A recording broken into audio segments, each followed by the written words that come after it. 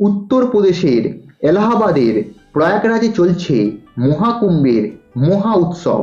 এই বছর কুম্ভমেলা শুরু হয়েছে ১৩ই জানুয়ারি থেকে, চলবে ২৬শে ফেব্রুয়ারি পর্যন্ত। এই ৪৫ দিনে প্রতিদিন প্রায় ১ লক্ষেরও বেশি মানুষ আসবে প্রয়াগরাজের কুম্ভমেলায়।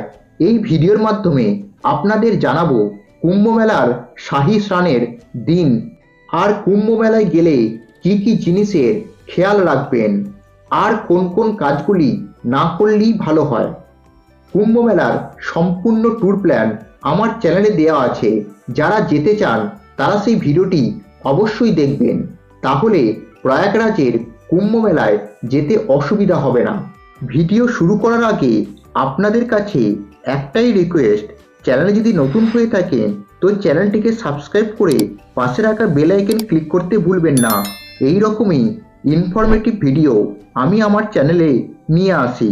আপনাদের একটি সাবস্ক্রাইব আমাদের মতন ছোট ইউটিউব চ্যানেলকে এগিয়ে নিয়ে যেতে সাহায্য করে। চলুন আজকের ভিডিও শুরু করা যাক। প্রথমে বলি কুম্ভমেলায় শাহী স্নানের দিন।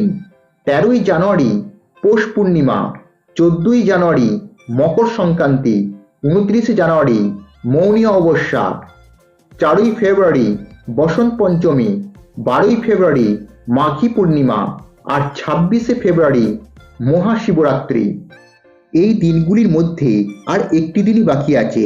যারা স্নান করতে চান তারা এই দিনটিতে অবশ্যই যেতে পারেন। এই কুম্ভমেলায় প্রায় ৬৫০০ কোটি টাকা খরচ করা হয়েছে। ৪,০০০ হেক্টর ব্যাপী এই মেলা মোট ২৫টি সেক্টরে ভাগ করা হয়েছে। জায়গায় জায়গায় রয়েছে পথ নির্দেশিকা, পুণ্যার্থীদের জন্য রয়েছে বিভিন্ন ব্যাংকের এটিএম। মহাকুম্ভ মেলায় কি কি জিনিসের খেয়াল রাখবেন?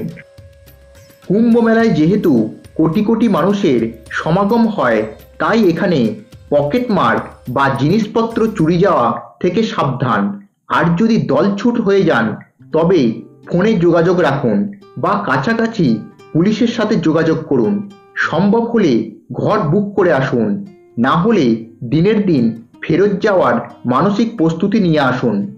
মহাকুম্ভ ২০২৫ মোবাইল অ্যাপ ডাউনলোড করে রাখুন। যে কোনো বিপদে SOS বটন টিপে সাহায্য পাবেন। জিনিসপত্র হারিয়ে গেলে লস অ্যান্ড ফাউন্ড অফিসে যোগাযোগ করুন। সবশেষে বলি কোন কোন জিনিসগুলি না করলেই ভালো হয়। যেহেতু এটি তীর্থভূমি, তাই এখানে আমিষ খাবার না খাওয়াই ভালো, শুধুমাত্র ভেজ খাবারই খেতে পারেন। এখানে অনেকেই পেঁয়াজকে নিরামিষ মানে, প্রয়োজন হলে একটু জেনে নেবেন।